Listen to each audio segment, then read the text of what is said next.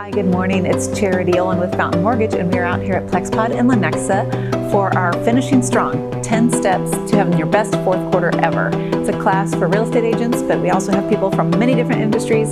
So if you didn't get a chance to join us today, please take a look at this video, and I hope you have the best fourth quarter and the best start to 2020 you've ever had. A lot of agents, I think, and lenders treat spring and summer as the time that they work, and then they kind of take winter and fall a little bit slower, and that's fine. But I do think it's also a good opportunity to strike while the competition is kind of sleepy, or you might be the only car in the parking lot when you go in on a Friday in December. But that's a great time to get a lot of the things done that all year long you've been thinking, I really need to do that, I really need to organize that, or get my database situated. So we'll talk about some of those things today. And then in addition to the lesser competition, there's houses that didn't sell in the spring and summer, right, that are probably going to become expired, or those sellers that thought their house was worth a lot more in the spring and summer who are now ready to think about moving on, are going to listen to your expertise. Maybe some FSBO people who thought they had it all figured out this summer are going to be ready to talk to you. Not to call you out, Whitney, but Whitney's had some good in your short tenure. Very impressed. I'm very impressed that you were able to pick up some FSBOs and right away. So we can all learn from her on that. And then it's finally, it's just the best time of year to lay down your plans for the next year, to think about what you're wanting to do in January. And again, a lot of people expect to make their money in the spring and get paid in the summer, but why not plan on making our money in January and February when a lot of other people are not? So there's basically 100 days left in the year. So I want to go to this screen. Before I go on, I always say in all these classes that none of this is like my expertise, like I'm some kind of expert. So I do a lot of the research on your behalf, and I think take away the best things that I find. So a lot of today's talk came from Tom Ferry. We all know who he is. A couple named Tim and Julie Harris, if you want to write any of these down. And then CBiz, my sister works at CBiz, and they do a lot of end of year coaching. So she sent me a lot of their materials to see. I like to see what people in other industries are doing as well. So some of that came from there. But to your point, there's 100 days left, and I totally agree that it's a good time to take those days off. What I worry about for myself is that, you think, well, it's holidays, I deserve a little time off, and you do. But one of the tips that I read was get your calendar out and look at your 100 days, and then circle the days that you're going to work and mark off the days that you're going to relax, because it can easily get into on Tuesday, I'll take off to do some Christmas shopping. Well, I didn't get all done, so I'll do it on Wednesday too, right? So pretty soon you're sliding down. So Tom Ferry says circle those days, and it should end up to be about 60 to 80 days in the fourth quarter that you're working. And then on the days that you've circled to work, just commit to working, that is a work day. And then as you go through those 60 to 80 days that you've committed to working, find 1 hour on your calendar every week to check in on the 10 strategies that we're going to cover today. I have 2 hours of my week planned. Fountain Mortgage is going through a strategic planning project, which is something we've never done before. So we're in year 6 of our business, and kind of getting to that point where, we've grown from about 7 total employees to like 25 people. We might be getting some new office space. And what Matt and the other owners realized is we are kind of at a precipice of we can't grow unless we have new leadership or spread the leadership around, because they can't do all of it. So they hired a consultant to work with 3 team leaders. I'm the team leader of the marketing team. We have Payam Hanagahar, who is the team leader of processes, right? Just tightening up our process. We're trying to cut our clear to close time by 20%. That's the goal of that team. The goal of my team is to increase our qualified leads every month by 25. And then Arlene, if any of you know Arlene, our closing manager, she's been with the company since the beginning. Her strategic plan is training. So we all spend an hour a week with Josh, our consultant, and then I take another hour away from when I'm with Josh to move the needle on some of those issues. And our team meets every other week. So it's been a really good way to, how you always have plans to improve your business in some way or do something, but if you don't mark it off on the calendar, or if you're not held accountable by someone to meet with them to talk about it, it just keeps getting pushed because you're paying attention to the fires right in front of you. So nothing really grows. So I'm really excited about next year at Fountain when we institute and implement all of the strategic planning that we've been working on, to see how that goes. And then I put PS, the fourth quarter starts tomorrow. I think we all know that. But I was really hesitant about having this on a Monday morning, but I thought it'd be a good, just timing wise, to get us all kicking the week off straight. So, all right, going into step 1. So we're going to set 2 goals, big goals, and we're going to put them up where we can see them, like on a big piece of paper in your office or on a bulletin board or a whiteboard or whatever it is you use in your space.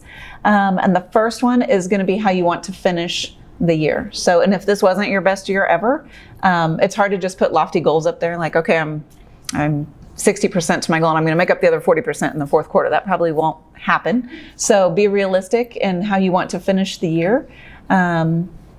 So if you have not reached your goal, it should be an activity goal. So that first one of how you want to finish the year is how many open houses do you want to host? How many days a week will you commit to being on the phone prospecting?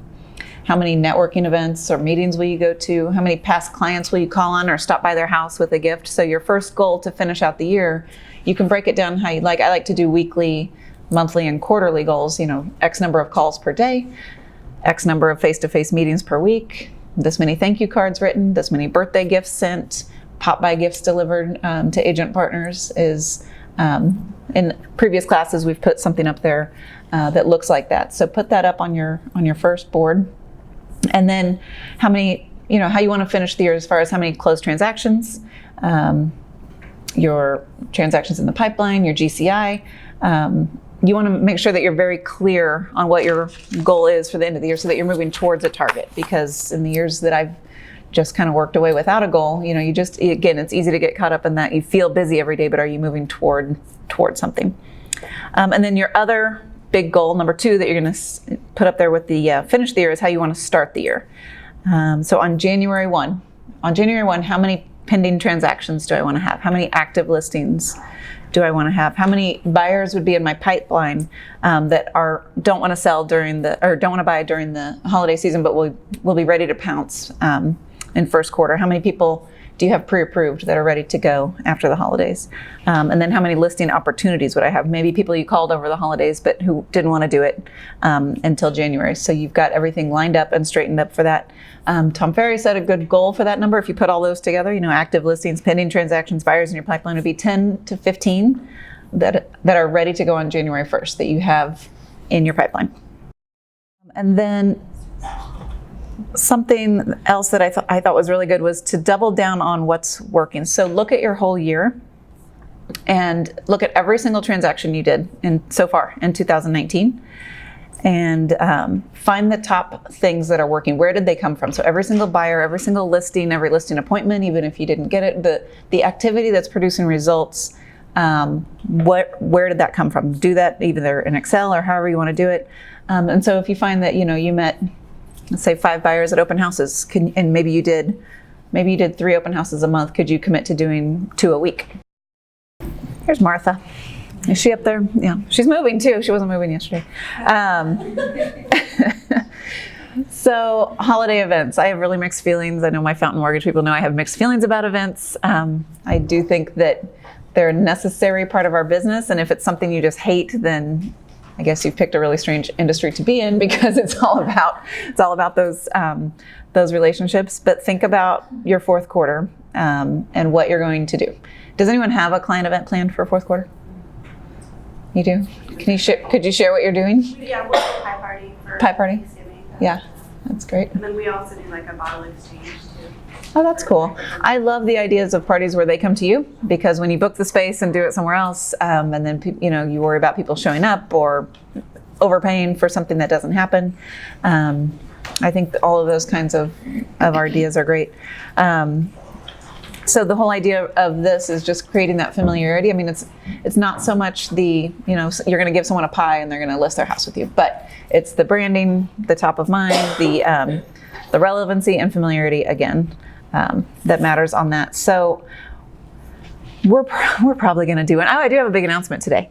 So Fountain Mortgage for the 3rd year in a row is the best mortgage company in Kansas City from the pitch best of, which we're not allowed to say until the 1st, but whatever. I saw a bunch of people posting their best ofs, like Q39 already announced theirs. So We're really excited about that. And then Katie Grimes was named Best Loan Officer, which is the first year that that category has existed. Matt was nominated, but we kind of threw our weight behind Katie since, you have owner behind you. It's just an honor to be nominated, Matt, really. Yeah. So in terms of events, I've been thinking about, we should have a big party for our realtor partners where it's some kind of, swanky something with a DJ. I don't know, some kind of party where, people just come and, everybody wears black. I don't know. It's just, I want to have a blackout party with a digital detox zone where you black out your phone and you wear all black and you just take 2 hours to just enjoy the end of the year. So you want to do it tomorrow? So I'm still thinking about venue and those kinds of things. But I think that it's important. It's something that we need to do for our clients. It's something that we need to do for our realtor partners. And you might think about doing it for your partners as well, in addition to clients. Who has sent you business? Do you have referral partners in your own life that you can work with? I wrote some ideas down just because it's always hard to come up with ideas. And I went over these in January when we started doing Future Proof this past year. So holiday pet photos, I know a lot of people do like a Santa and kid photo thing, but I think people are so into their pets and it's just something just slightly different. If you can find a photographer, there's plenty of photographers out there that, again, people are coming to you. You set up a little space in your office, you do pet photos. I think that would have a good turnout. Katie did this last year, a family Christmas tree farm, or maybe it was 2 years ago. She rented Bierman's in KCK. It's like kind of up by Piper, I think, maybe. It's a Bierman's Christmas tree farm.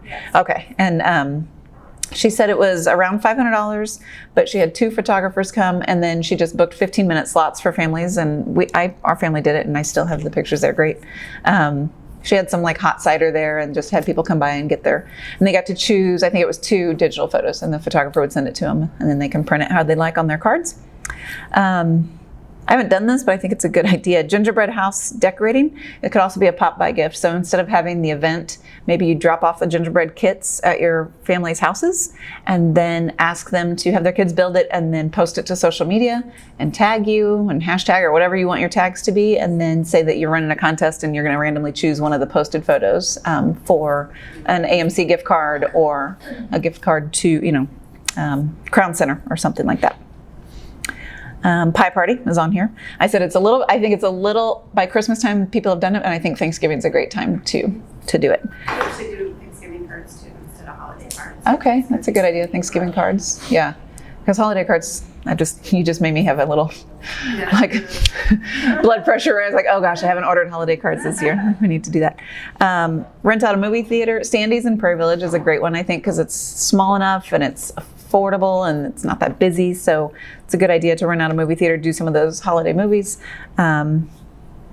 Holiday gifts as a pop-by on the porch. I wrote here that Fountain Mortgage, I think, is kind of known for our unique pop-by gifts that we give to our agents. It's kind of become our calling card, and it's something that if you don't do it consistently, if you do it consistently, and I think for agents every quarter, to put it on their porch and be something that they just expect, or not expect, but are surprised and see consistently, I think it really pays off over time. So some things I thought of leaving on people's porch: advent calendars, hot chocolate in a jar, like a little cute mason jar with mix and marshmallows, big bottles of Prosecco. Although if you don't hand it to the parent, I do worry about leaving alcohol on a porch, just because what if they have teenagers that come home from school and drink the whole bottle of Prosecco? Who knows? And then group volunteering, like at a local charity. You can do that for your team. You can do that with your clients. So some of the ones that are looking for volunteers: reconciliation services, free hot soup. Our group, Fountain Mortgage, did a day at Kansas City Community Kitchen. Were you there, Mike? No, Justin washed dishes most of the day with my kid, which they had a good time. But that was a good one. That's the people that need a meal, they serve lunch every day, and it's restaurant style. So people come in, and we had a lot of families too with kids, and they get seated at a table, and then part of your team is taking the order. You read the menu for the day, you take their order, you go bring it to the table. So it's not like a line, and then you can sit and talk with the people who come in. And it was just, my 14-year-old went with us, and just to see him sitting there talking and having a outside the bubble experience was, I thought, really good for him. Harvester's Toys for Tots. Have people come by your office and drop something off, and you'll gift wrap it for them, possibly. You can do giving away a Plaza gift card for each person that donates a toy or toy to tots, those kinds of things. Or you can even go pick them up off of the porch, do a coat drive, something like that. We do, if you've done a closing with us, you might know that we do Fountain Mortgage Gives Back, which is we donate $50 for every home loan that we close. And it's part of the closing package. So as they're signing all their papers about, flood insurance and not having a meth lab in the house and all the things they have to sign, one of the papers is them choosing which charity they would like it to go to. We sponsor 5 in Kansas City. So, and it's been really good for us. Now that Brett's on board, we're going to highlight that more often on social media because we're thinking we don't talk about it enough. And then if we're tagging, let's say that we decide for one quarter to focus on Big Brothers and Big Sisters, then we're tagging Big Brothers and Big Sisters. We're sharing their collateral, and all through that whole 3 months, we're really shining a spotlight on them, which means all of their people that support them and their followers and their families and volunteers are seeing that content, and it's just creating goodwill in the community. Of course, we do it because we care, but it's such a great way to brand yourself as a community partner. What are the 5 charities you guys do? We do Big Brothers, Big Sisters of Kansas City. We do St. Jude's Children's Research Hospital because we are licensed in other states. We have one that's not local just because if you're closing in Virginia, you don't want to donate to a Kansas City one. Victory Project, which is Sporting KC's charitable arm. Hope House, and somebody help me. Veterans Community Project. That's it. The Tiny House Project out. Has anyone ever been out there? It is a great place to go volunteer. I thought it was just tiny houses and veterans live in them. It's so much more than that. It's a full service charity where the veteran moves in and gets all kinds of services, training for employment, job interviews. Most homeless veterans, they told me, have dogs, so they have an entire veterinary clinic that comes by once a week and treats the dogs. They have meals, they have clothes, they have healthcare, all kinds of resources. So it's just and their goal is 2 years to independence. So it's not just move in and stay. It's working with them for 2 years to move on. So it was really cool. All right, I've talked about this one at almost every Future Proof. If you come, you're probably like, oh, reviews again. But reviews on Google, that site that people use 6 times a day, every single day. Reviews on Google are super important. And the new science or research says that if a review is older than 90 days, it doesn't matter. So think about if you were going to go, find a doctor and you went to go look at his reviews and the last review was from 4 years ago, you would think, is he still in practice? What's he doing? And so it's something you have to put effort into consistently. Once we finally got a system down at Fountain Mortgage, it's been really, I dare say, pretty easy. But it has taken us, I was looking at our competition here locally, and we have 159 Google reviews. Our score is 5.0. I think we have 2 out of 159 that were less than 5-star that we addressed on the site. But the way that we do it is after every single Monday, which is today, we name all the closings from the previous week. We upload those into a system called Reviewability, and then it sends everyone an email asking for a review, but it's personalized. And then if they don't do it, so now we've given them about a week to move into their house. We know they're busy. And then if they don't do it, it'll remind them at 5 days out and 30 days out. And we get, I would say every week we get at least 3 to 4 new reviews. So if you look at our reviews, they're all very recent, going back 3 years from when we started this. And if you don't want to use the software, we just upgraded to that. But before that, we were literally just sending an email that we'd made a signature. So, if you want to just not have to type it out every time, you can just do an email signature, either in Outlook or Gmail, whatever you're using, that's asking for that review, sending them the link to go straight to where you want it. Maybe you have a ton on Zillow, but you don't have any on Google. So maybe you need to redo and re-index so that you're balancing out, either on Facebook or Yelp or Google, to try to get those all kind of equalized.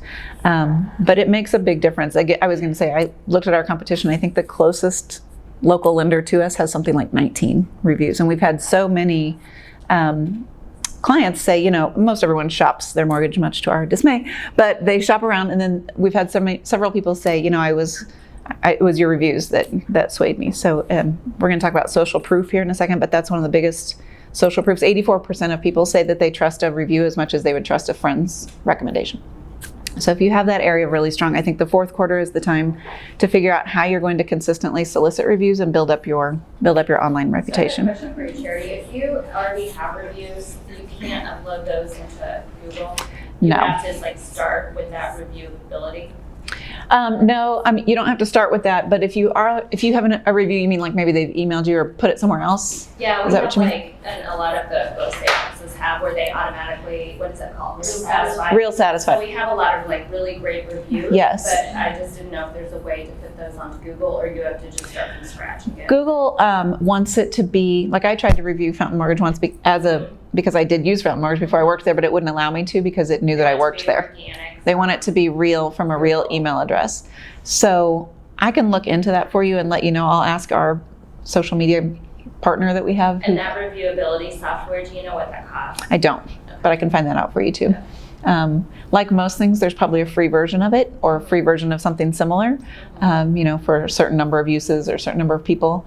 And like I said, we were highly successful without using any software. It was just an email. Justin, can you speak to this a little bit? Because we always make fun of Justin. He gets more reviews than anyone else at Fountain Mortgage. So how do you do it? Well, it's just, it's important to me that before closing takes place, before the way I look at it is kind of out of the client's mind at that point, because they're moving on and moving into their house, is before they even get to that closing, to ask them for that review, so that way you're still top of mind. Oh yes, I love the meeting one. But I direct them straight to our Google page and then we review. And I can't. How many times I've been told from buyers that have said, just check your reviews, are amazing, this is what I'm going to move forward with. So it definitely helps. Yeah, Justin has great reviews. And what I'm always amazed by yours, you have some really emotional connections with your clients, because if someone goes in to review a loan officer and it's literally like 5 paragraphs of how thankful they are, I'm like, wow, Justin, how much are you paying these people? He is very good. Yeah. All So, those. question: have you all signed up on Google My Business to reserve your? Yeah. To reserve our what? Your name. So you would be like the Aaron Peel team at. Oh, Right. yeah. So, but you have that specifically for you. Yeah, like you own your like domain name. No. So this is Google My Business. So it's Okay. So completely it's- different. So you need to Google this afterwards. I'll put it up here. So And Yeah. Pops up on the right-hand side is like. Okay, I don't know. So mybusiness.google.com. Now you gotta create your business profile separate from your personal. And this is what shows up on Google Maps, right? Okay. So when you're on, when you're gonna go to a restaurant or whatever, like that's what they've done. They've signed up on Google My Business. So it'd be the same for you. So if people search realtor in Prairie Village, right? So mortgage. See how Fountain Mortgage shows up over here. So this is what you're gonna see on the You right. can upload your own Google. photos, except for the outside of the building. And they put the dumpster in ours, which is I love that. Really great. Yeah, but this is behind the scenes what my business looks like. So you'll go to mybusiness.google.com, claim your business, and you fill out, your whole profile, your address, your hours of operation. It'll even remind you, like on 4th of July, are you open this day? Change your hours so that when people are Googling you, it'll be current. I'm gonna set my hours for sure. Yeah, set your hours. Don't call me after 5 p.m. This is where you can go and do all of your advertising, but this would be a great 4th quarter goal if you don't have a My Business account. This is something really basic. Do you guys respond to every review? I respond to every single review. I don't respond, the ones I don't respond to, bless you, are if they just did a star rating but didn't write anything, I don't respond to those. But almost all of them, they write something, so I respond to those. And then if you look at, here's another one for Justin. If I go here and look at I think people will look at your lowest review first. That's what they do, right? And we all do it. You go to a company you want to know, and so you say, okay, let me look at their lowest. So lowest rated, this person said, I was happy with how they worked with me. Everything was great until they sold my mortgage. So we wrote a long response saying, you know, we've reached out, we weren't able to connect. We did call her several times, she didn't answer. We're a small company. We fund the loans, but we don't service them and report to the credit bureaus. You did sign an agreement that said a servicing transfer agreement. Maybe you overlooked it, but we're always your lender for life. We'll call us anytime you need anything. You never need to call an 800 number. So it's as important how you respond to those negative reviews, because I think anyone reading this would go, oh, okay, so yeah, she signed it. She just didn't remember. You know. Her bypass. Right. So, and like I said, we only have a few of these, but this lady she was super happy and then gave us 4 stars. She's like, they're great. Anyway, this gal, 2 stars, she wasn't on the loan at all. She was the girlfriend of the guy on the loan, and she wouldn't say why. So we called the guy and he said, oh, I was happy. So we wrote, we're glad to hear that this was an accident. You know, that Jesse says you're both very happy with the loan. So anyway, those are our 3 bad ones. The rest are 5 stars. So remember, when you get that negative one, address it for sure with a comment, and then never be combative. Be very professional. You know, those kinds of things. But I think that's something good to do. I wrote down here. I don't want to forget to say. Reviews is a perfect way to reach out to your database. So if you think, oh, I have to start from scratch, if you're like us, a lot of times you want to call someone just to see if they have referrals, but you don't really know, you don't have a reason to call. So it's a great reason to call. Hey, we're working on our online reviews. We loved working with you this year. If I sent you the link, would you be willing to write a short review for Google? We're trying to build up that part of our business.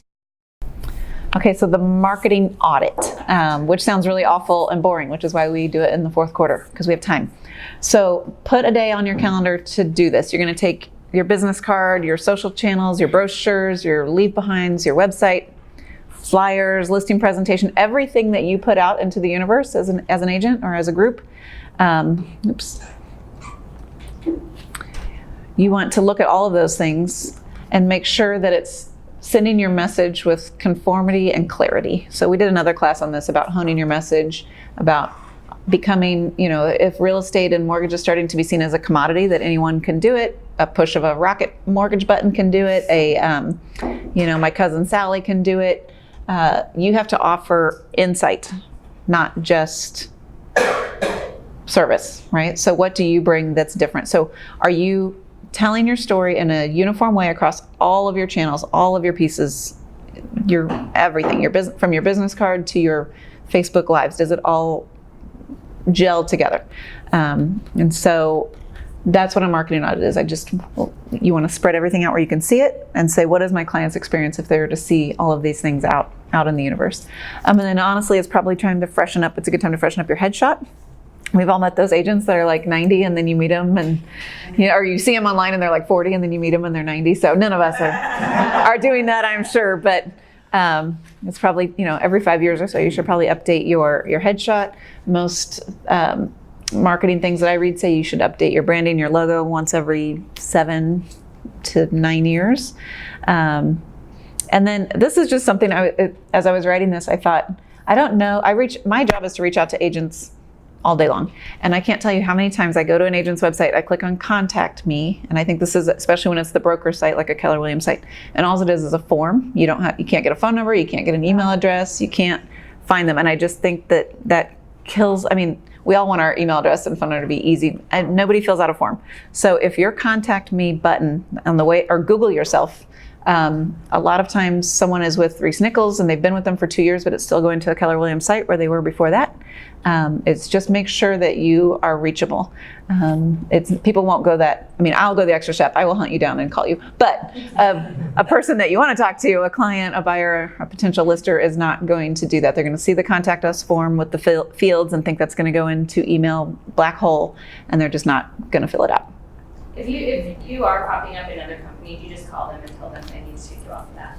I would, yes, for sure. Get that done first, and then do your Google My Business page, because then that's going to come up first. So whatever, you're going to make that current. We talked about a lot throughout this year of future proof of, even if if you're with Reese Nichols or Keller Williams, you need to have your own website, even that's apart from your brokerage, to brand yourself, to, we all move around, to make it not just the generic experience. So if you are showing up somewhere else, that will be indexed better if you have your Google site updated. So as you go from one place to another, even if it's a change of address, our office might move, but you just update that and that's going to show the top result.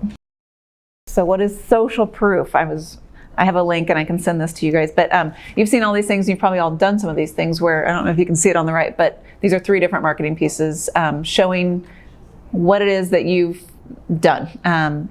A map of all of your transactions for the year, all across the city. This says like 1,800 clients, 1,200 families, in the since my career started. So social proof is anything that is, in this digital age, anything that is what would take the place of someone telling someone how much business you've done. Again, we want to always make sure that our message is about our client and not about us, like here's everything I've done, but you do need to make sure that you are proving yourself socially. Because think about, your own, everyone's got a cousin, Sally, that does real estate, and they might think, well, I'm going to use Sally, but she sold 1 house last year, but they see Sarah in Prairie Village all over the place. They see her signs, they see her social media, they see her postings. They're going to think, I know my mom wants me to use Sally, but I'm still probably going to call Sarah because she's obviously very active. Social proof it describes a phenomenon whereby people look to others for a reference and even flat out copy their behavior in a given situation. More broadly speaking, if someone's considering selecting you for their real estate needs, they want proof that you're going to do a good job for them. And this says 91% of people read reviews, 84% of people trust reviews as much as their friends. So some examples are ratings and reviews, which we just covered, provable results. This includes sold properties, how much experience you have, how many transactions you've closed. Social media, are you active on your networks? If people go there, do they see that it's been updated more recently than May, that you didn't take the summer off?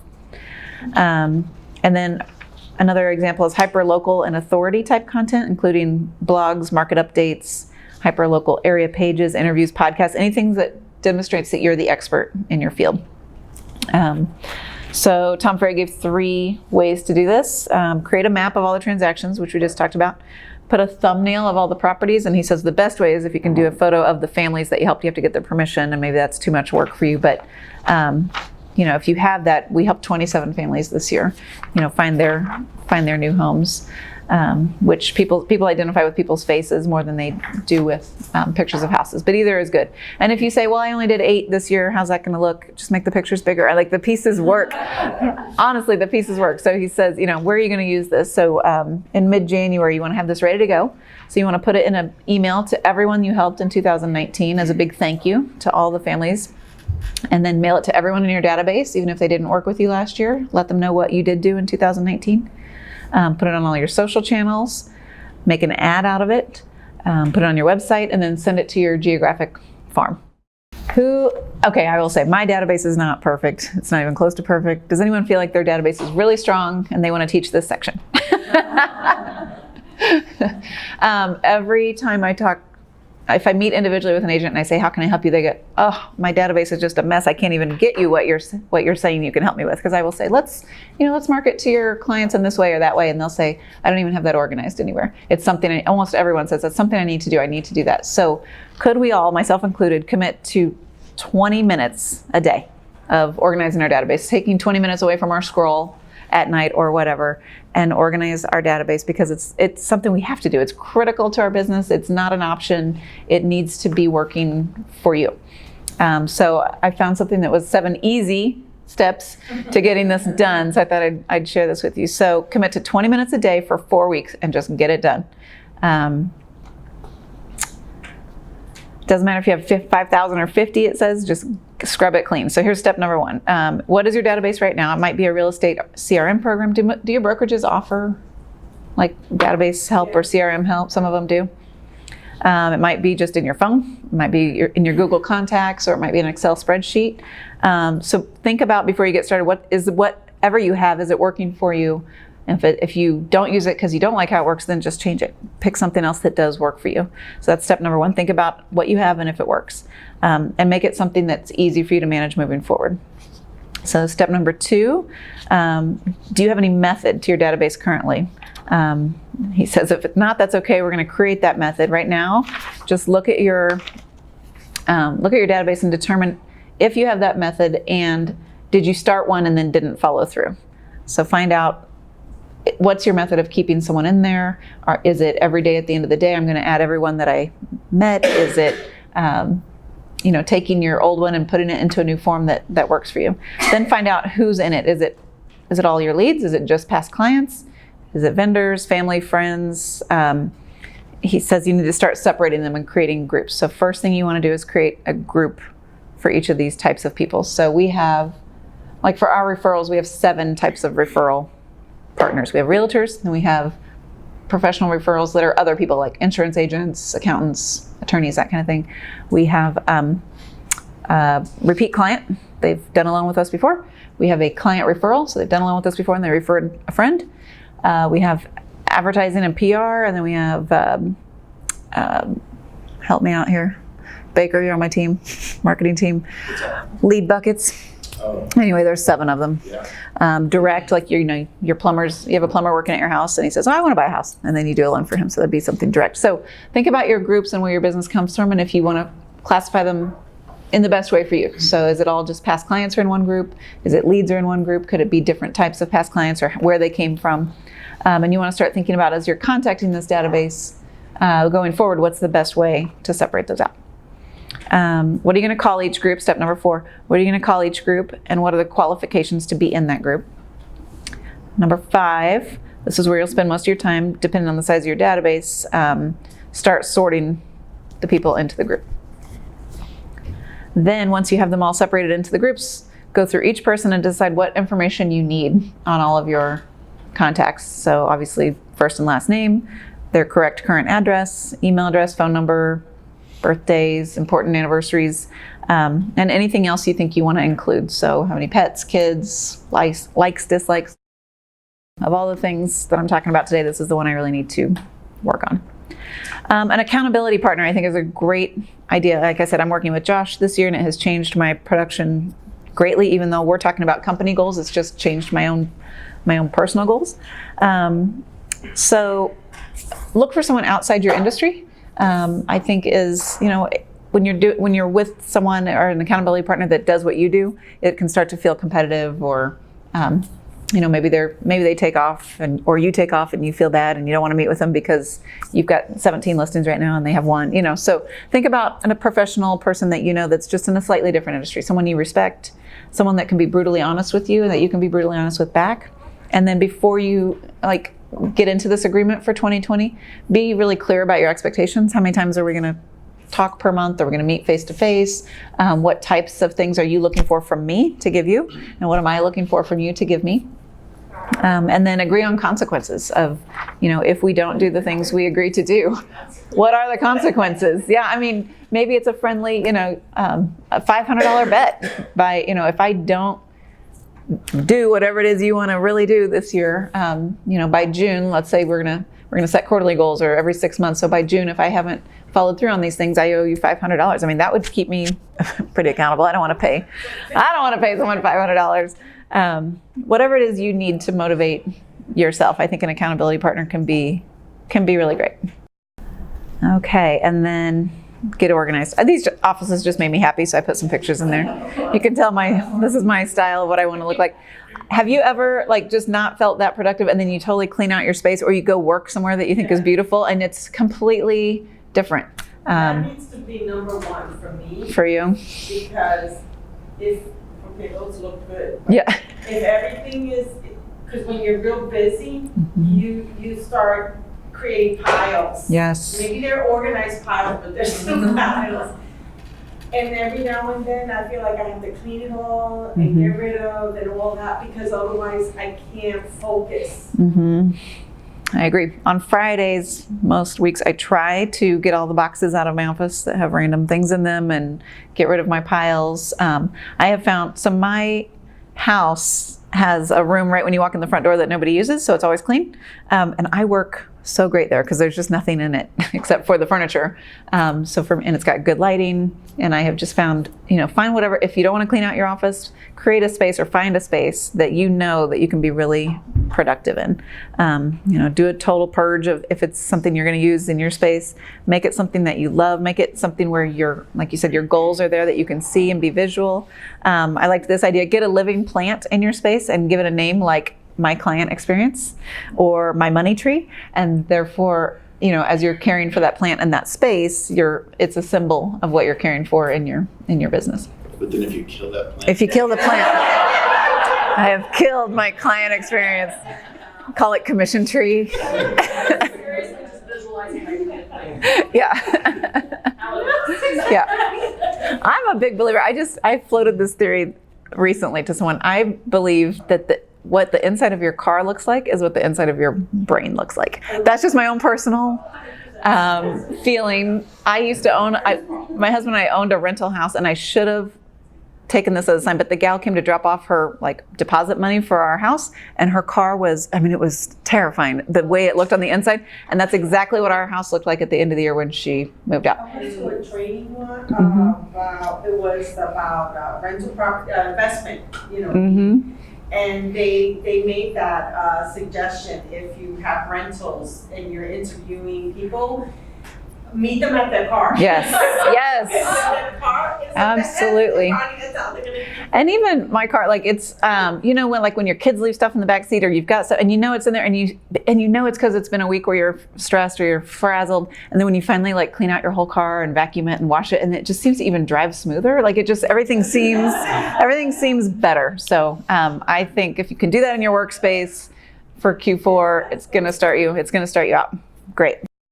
All right, we made it to step 10, which is, I didn't read this anywhere. I just think it's a good idea to evaluate your business relationships. So your lender, your title person, your home inspector, your stager, your photographer. Look through all of your relationships that you have, and find out, are they still working for me? Are they truly just vendors, or are they business partners to me? Do they make me better? Are they all the people you've just always used since you got in the business? Or are they helping you grow your business? Are you helping them grow their business? Are they like-minded? Do you enjoy working with them? Are they serving your interests and serving your clients in the way that you want to be represented? Is everyone in your circle creating the kind of client experience from beginning to end that you want your clients to have? It says here you can power your growth by working with people you want to spend time with, and that if you look at your current relationships, are they on this journey with you to go to the next level, or are they just who you've always been with? So I just thought it'd be a good time to evaluate this. So that's a lot to do in the fourth quarter, those 10 steps. So maybe you pick one that is your weakest. Maybe it's your database, or maybe you need to clean out your office, or you just haven't done a client event in 2 years and you need to do one. So hopefully today was just made you think about some of those things that we can do to start the year great.